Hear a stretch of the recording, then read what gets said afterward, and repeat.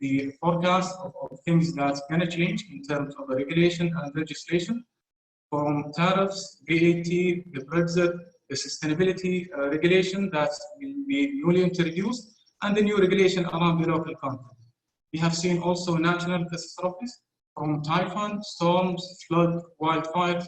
All of these are happening, or we have seen it actually in our project management field through the engineering or the procurement of equipment, or even in the construction.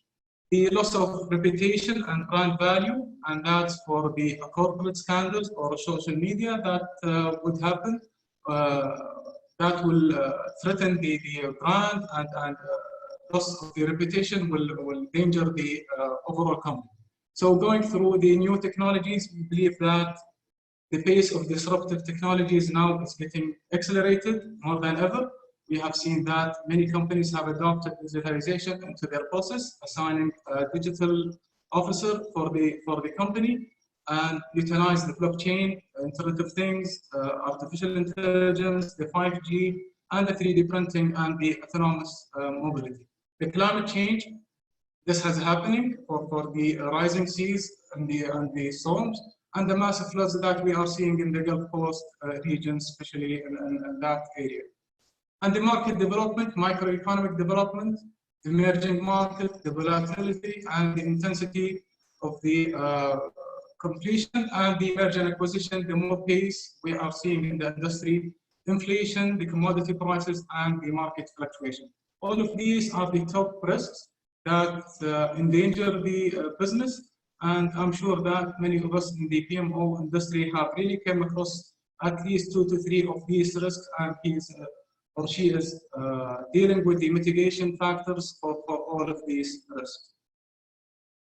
So let's see what's the global PMO performance in terms of what have been going wrong, and what's the bad, what's the good. What we can see in the left-hand side are our survey that was done by IPMA, the International Project Management Association, for multiple mega projects, industrial companies, and it was released around Q1 2020. And from this point, I would encourage really the PMI KSA chapter maybe to do the same, that to take us with a survey for the project management office in terms of performance, so that we can learn from each other and understand what went good and what went bad. So in the beginning, I will talk about the organization that has established a decentralized or a centralized PMO in the last 2 years, only 30%. That will tell you how companies really believe in the PMO in terms of delivering the value. Then number of organizations that uses a centralized or enterprise PMO is 40%. But the organization that regularly tracks variation and project benefits is 48%. The project programs are delivering with the satisfactory to the stakeholder is 46%. And organization that feels organizational change management are effective is 30%. Most of these trends doesn't look good, but it tells you that there is a huge opportunity for us to improve. Let's see to the right side. PMO or percentage of PMO that always identify, implement recovery action of time and cost is 69%. The PMO that regularly reviews and maintain budget forecast, 81%, which is the highest. The PMO constantly applies the risk management methods, 60%. The PMO that regularly reviews and reports time and cost variations, 83%. The PMO that manage or measure the critical success factors are always outside of projects, 59%. So we are seeing good and bad, and we are seeing some organization really believes in the PMO and some organization doesn't. So I think in the left-hand side, we can see the major opportunity for us to improve and to improve the percentage of doing the PMO as a centralized process to add value for the organization. All of these kind of trends helps us really to identify the mistakes, identify the key learning and the best practice that we can deliver for our organizations. So moving to global project performance, I think I have presented maybe a similar trend in my last webinar or a presentation with the technical monthly meeting with the PMO last year. And we have seen very low figures in terms of performance from mega projects. That only 19% of organizations deliver successful projects. And 35% of organizations completed more than 50 projects last year. And 30% of organizations are likely to deliver projects on time. And 36% of organizations are likely to deliver projects on budget. All of these trends, it doesn't look good, but it opens a window for creative destruction. It creates a window for opportunity for improvement, applying the best practices and learning from others. These figures doesn't look good, but it really helps us to identify where we can focus and what are the areas that we can really exploit the opportunity and minimize the threat for our organization. All of these are taken from global industry in the PMO and measuring the performance of mega projects worldwide. So what has happened in the last 9 months to 1 year of the pandemic, and how we can adapt really to learn from the pandemic that we are facing. So most of organizations have created a crisis management team. This kind of crisis management team works as a PMO office to manage the crisis. The first reaction was only to react to what has happened, address the challenge immediately, and ensure that the role and the quality of the team and the stakeholder are well clear through the effective communication management.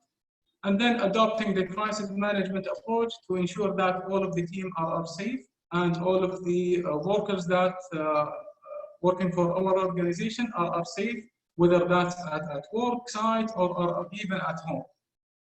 And the next phase was around creating the resilience, restoring the disruptive activities that has been stopped due to the pandemic, and then adopting a sustainable delivery model. Each company have worked hard and differently really to understand what's the mistakes and how we can improve from what has happened. The recovery, after a few months, each company, each PMO office are adapting to the new reality. What's going on, gonna move on for long, and how we can recover our business model, how we can work around it by adapting a new delivery model. Aligning the emerging business model, some companies have really changed the method of the business model that they are working on. So all of these are creative disruption for the PMO and the nature of the business and the nature of the business model they are adopting.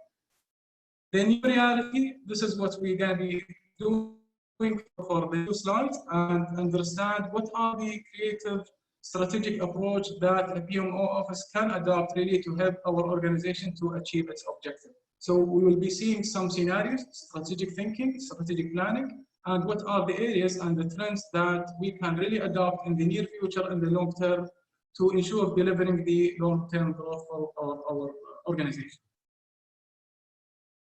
So what are the key learnings? So in the area for the engineering and project management, so we talk about the workforce, people. It's all around the people and how we ensure the EHS and safety provision are really reflecting the latest EHS precautionary measure, and that will happen to have a change, either a minor or a major change to the labor contract and the provision for the EHS and safety provisions.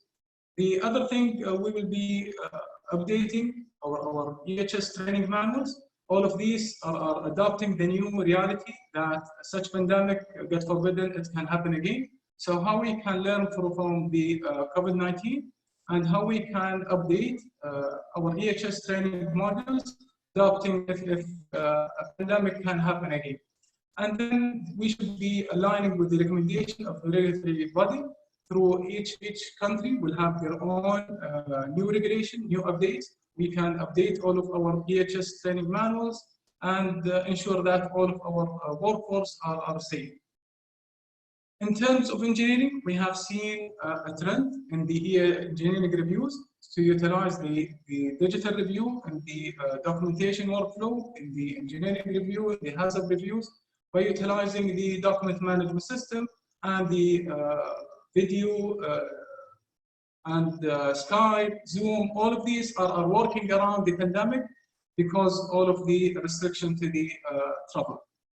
The integration of the digitalized ecosystem with the procurement and the quality and construction. What we have seen people working around that to ensure that all of the vendors are working on time, and if there is any review required from the vendor side, camera are adopted, video calls are adopted, all of these working around to ensure the utilizing these kind of digital tools to progress the project and minimize the delays. Virtual meetings for design reviews, that's for the client side and for the contractor side, and for the all of the engineering reviews. All of these are adaptation to the digital era that we are seeing in the next period, and we expect that in the coming few years that this will be the new norm for doing engineering. The supply chain, I think it's very critical area that we have seen a major change during the pandemic, and the most important thing is really the risk analysis for all of the transportation possibilities with a backup plans. Things can go wrong, and we can understand that restriction to the travel, restriction to the customs, export, import, that really will add risk to the project. So it will be better for the project to start analyzing the planning phase, all of the risk analysis for the transportation, and ensure that if anything happens, backup plan is ready on hand. The localization, it's not a matter of leveraging or improving the GDP of a country, but it's really part of the resilience that we are creating. Maximizing the local vendor will create this kind of resilience to the procurement activities by ensuring that the same material vendor are really flowing to the site and minimizing the delays that would happen to the export, import from country to another. So the most important thing is that the insurance, the cost, the supply chain overall, this should be revisited in terms of a cost point of view. So a deep dive into the cost analysis for the supply chain has to be revisited. In terms of contract, revisiting the payment terms, and that will happen in the upcoming period to ensure that the cash flow for contractors are met, and adopting the changes and fluctuation to the supply chain that will impact the cash flow of the contractor. So the other thing is adopting the risk sharing mechanism. That will open the collaboration, will open the openness with the contractor, and will ensure that there is no hidden risk from contractor side to the owner side to the vendor side prior signing the contract. Adopting such risk sharing mechanism will create huge value for both parties engaged in the project. We will see amending contracts to incorporate the new recent updates to the legal and regulatory note, and this will be adopted regional-wise, country-wise, to ensure that all of these kind of legal updates are embedded in our new contracts. So we will see more moving to the collaborative contractual models, whether that's outsourcing, whether that it's blanket agreement, all of these kind of collaboration between the owner, the vendor, the service provider, the generic provider, all of these kind of collaboration will add resilience really to the process and will ensure that it's not all the eggs in the same basket, but really getting together and ensuring a win-win situation between all of the engaged parties. What we'll be seeing in the finance part, applying a dynamic modeling solution to flexible financial decision, and that will help really the decision maker to make the right decision, and if anything happens, it can be withdrawn with the minimum losses. So what happened during the pandemic have caused maybe catastrophic issues for some vendors, some contractors, so it will be better for all that we monitor the financial health of the contractor and vendors and look for alternative funding models. Construction, I think it's a huge area for improvement in terms of digitalization and a deep analysis to reevaluate the fabrication strategy to reduce the number of workers, man-hours in the site in the same location. That will minimize the risk, that will ensure the progress is being achieved. And the increased use of the drones technology for the control and monitoring progress, either for the quality purpose, for inspection, for example, for safety, and for monitoring the normal progress of the project. The other thing is the updating the productivity norms. Things are different. It's not the same contractor, the same laborers are working in the same location, are similar to what we are getting used to. Things are changing, and the productivity for sure is going to change. That's why there will be a huge impact for the productivity for each labor, and this will impact the cost and will impact the schedule. So how we can work around it by adopting a new mechanism, by modularization, by prefabrication, by localizing the vendor support, and ensuring that all of these kind of man-hours are minimized by minimizing the number of labor in the condensed site. So what are the PMO future trends? What we're going to be seeing for the next years are our future norms, and that has to be adopted by each PMO based on their nature of business and the business model they are adopting. So the first and most important thing is embedding resilience. That cannot happen by one switch. It's by embedding that through robust digitalization through the tools, the new tools that we are seeing in industry, whether that's in the engineering field, in the procurement, or in the construction, because the latest trends or latest survey from the least digitalized industry is the manufacturing and the construction. That's why it's a huge opportunity for us to leverage the digitalization and ensure that we can utilize it in our upcoming work. What happened during the pandemic also created another thought really towards the delegation process, the authority schedule, how things have been worked during the pandemic. That's why we need to revisit our authority schedule, our delegation method, to ensure that the right authority are given to the right person, rather than escalating with the highest authority that will hinder the process without getting the value and the progress. Collaboration, that was also a key for the success of many companies during the pandemic period. And we will see that more collaboration in the upcoming period between vendors, between contractors, between contractor and client. That cannot happen in solo work, in a win-lose work. So more collaboration, a more openness, risk-sharing mechanism between all of these parties will help the process to ensure embedding the resilience between the stakeholders through the new business model. Flexibility, that takes without saying. Everyone, I think, have utilized working from home, so working flexible and flexibility towards the being at office, that has been adopted, it has worked. So we need to revisit the working offices and maybe embedding more flexibility to the working hours for the team engaged. So collaborative contracting, we have touched base maybe in the beginning for that. Some of it is relational, strategic openness between vendors and contractors by doing a blanket agreement, by signing a catalog agreement, on-shelf design, capitalizing on the vendor packages to ensure that we are really collaborative with the vendor. So we don't dictate unnecessarily requirements, unnecessarily standards. We adopt the new vendor capability. We ensure that we embed all of these kind of EHS standards to the process, but not to the extent of changing the design, changing the norm of how the vendor is manufacturing.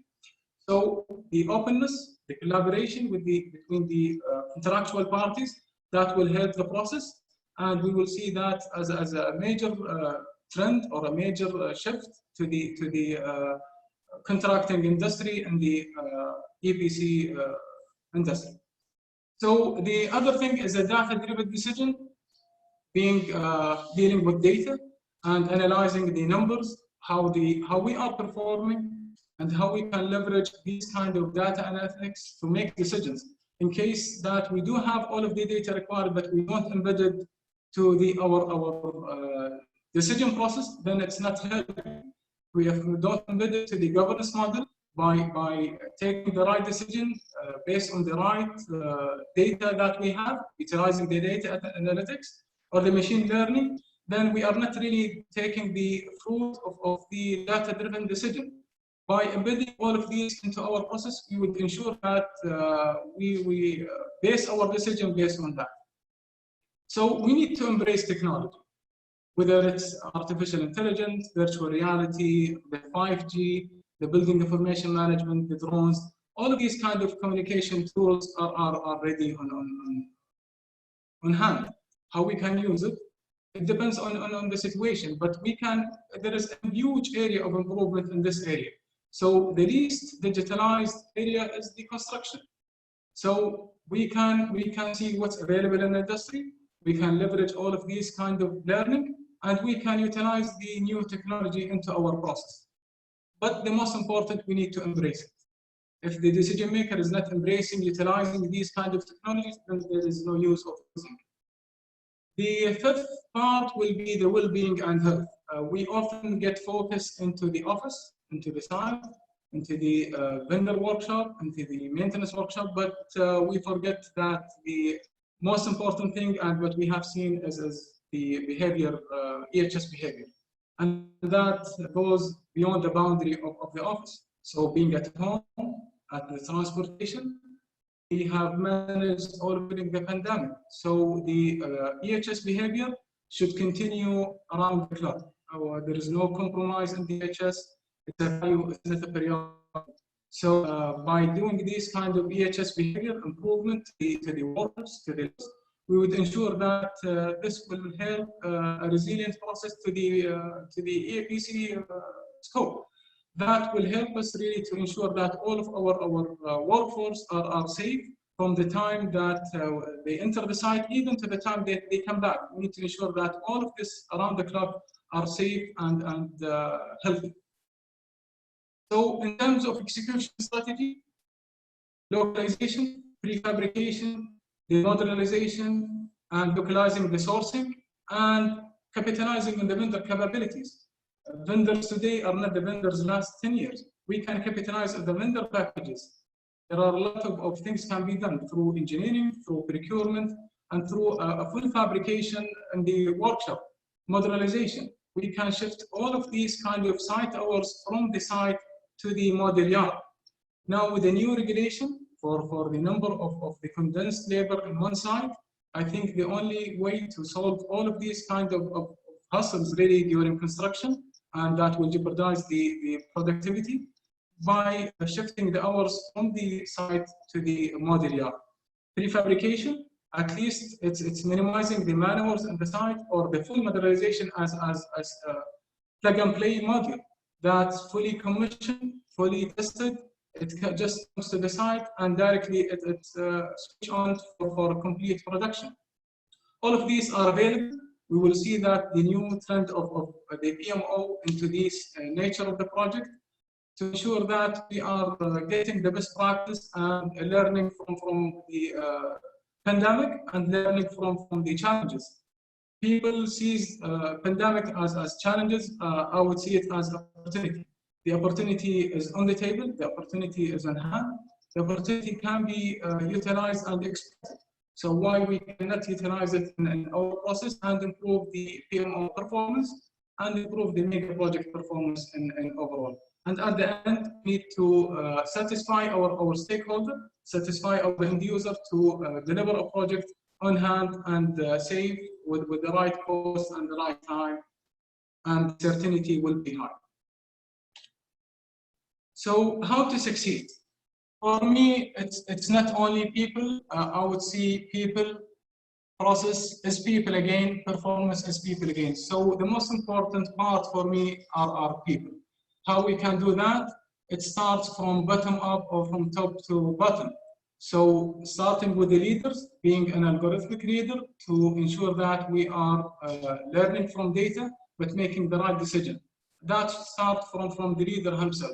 Then talking about the laborers, the workers, the workforce, how we can utilize the strategic workforce development to ensure that we have the right workforce, the right tools, with the right training skills that we want to achieve.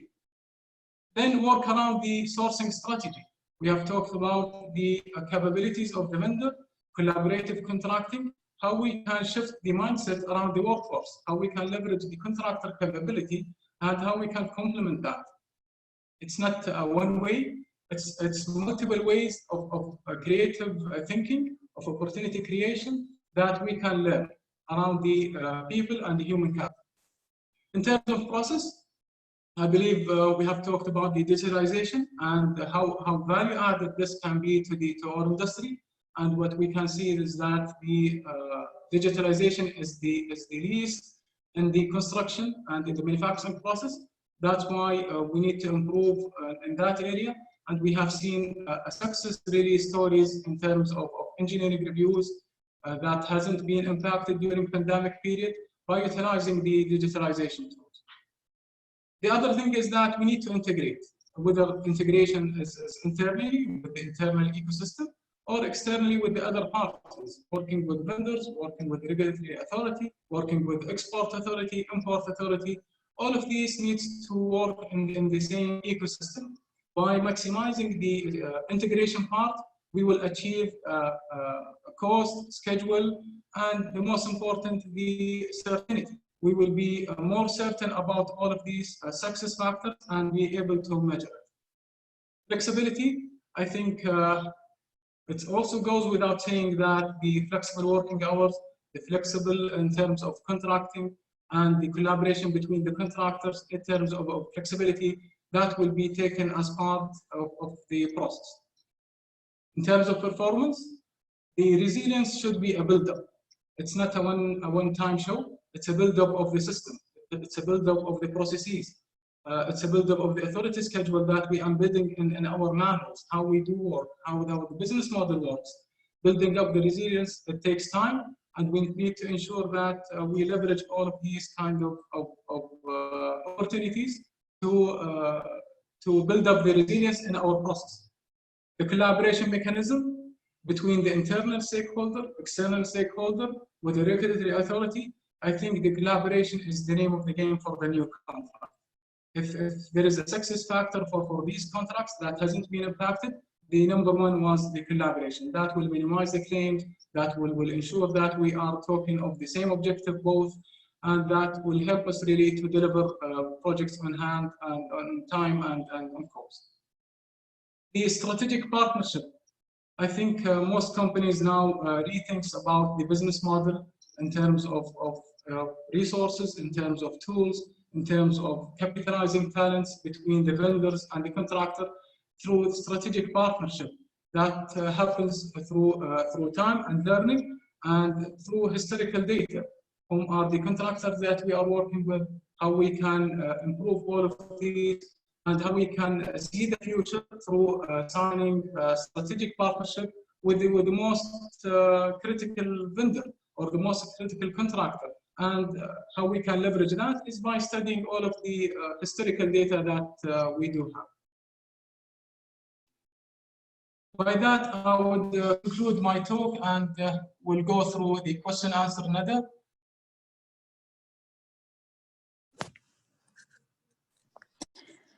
Thank you, Mr. Rami. We'll go ahead and take some time for questions now. Just a reminder, please be sure to type your questions into the question box in your control panel or raise your hand, I will bring them up. Okay, so we have one question from Ghaffar. Is it possible to do fabrication or modelization in hospitals, terminals? I think we can. I think the modelization depends on the size. There are restrictions to the logistic part that has to be studied during the business planning phase, during the facility scoping phase, by studying the module size, the module window. But it's an area of improvement that we need to leverage the shifting the manuals from the site to the manufacturer side, and that will help us to improve the cost and schedule.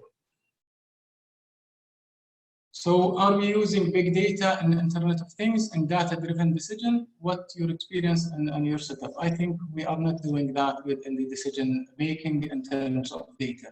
The reason is that we often make decisions based on authority that it's not only a data-driven decision. So I think it's an area of improvement, relying on data to make a decision with the steering committees, with the leadership of the project. That's an area of improvement that I think we can help the decision maker for the right decision by giving the right data.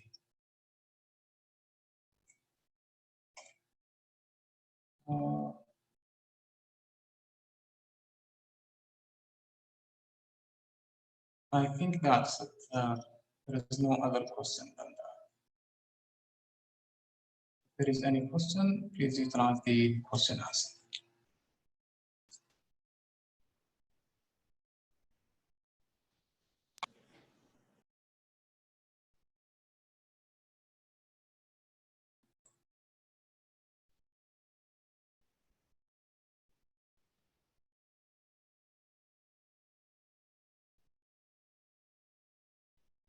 How IPMA has done survey as a PMO have different objectives.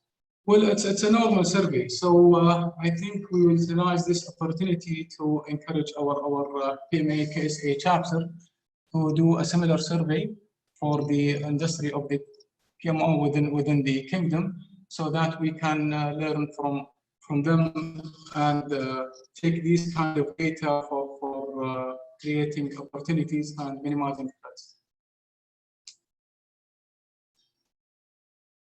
There's another question. Digital design reviews, etc., using PMI tools in place before pandemic, how we address with construction.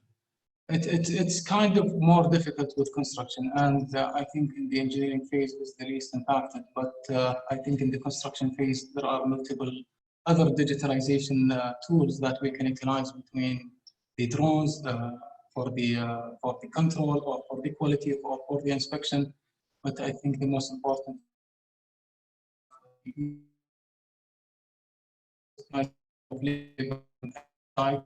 that's avoided, and we can work around it by doing the prefabrication, the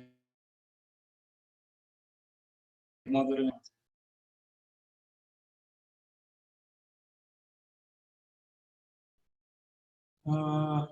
Localization is a very good strategy to develop product in country, and what percentage localization is good? That depends. That depends. Really, depends on the capability of the local vendor. It depends on the cost. It depends of the how we can rely on the local vendor. So I think it will be better that we establish a platform for that, and I think the government has already started the local authority to localization. And this has been embedded, for example, in Aramco, the extra program, or SABIC as an Islamic program for utilizing the local vendor. I think it's an area for improvement, and it depends on the industry to ensure that all of these kind of vendors are capable to deliver the right material on quality. But localizing or local vendor is a real success factor for building up the resilience for the project.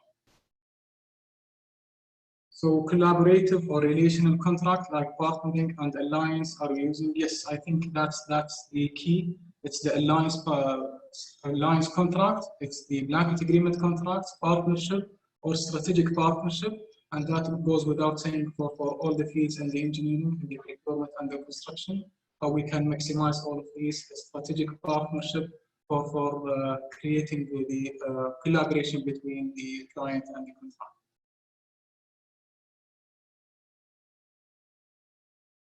How is the pandemic complement the technology revolution by changing project execution strategy in future? That's a very good question, and I think creating a different execution strategy, doing the modularization, maximizing the prefabrication, doing the engineering reviews online rather than physical. All of these kind of technology tools and techniques that can be utilized to maximize the success factor and ensure that we deliver a project with the highest certainty.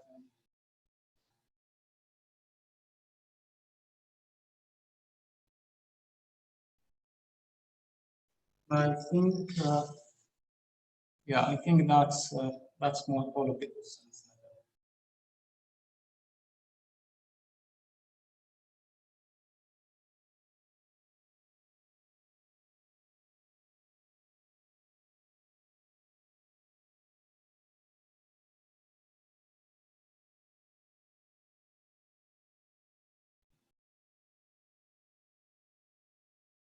All right, I think by that we can conclude, and I would really thank again our PMI KSA chapter for giving us this kind of opportunity, and I believe that doing such continuous webinars and conferences between the project management industry will benefits all of us, and will take us for the next appreciated attendance, and looking forward for more webinars through PMI KSA.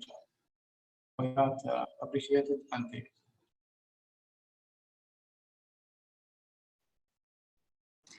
It looks like we covered all of our questions. Thank you, Mr. Rami, and thank you everyone for attending today's webinar, The New Norm of PMO.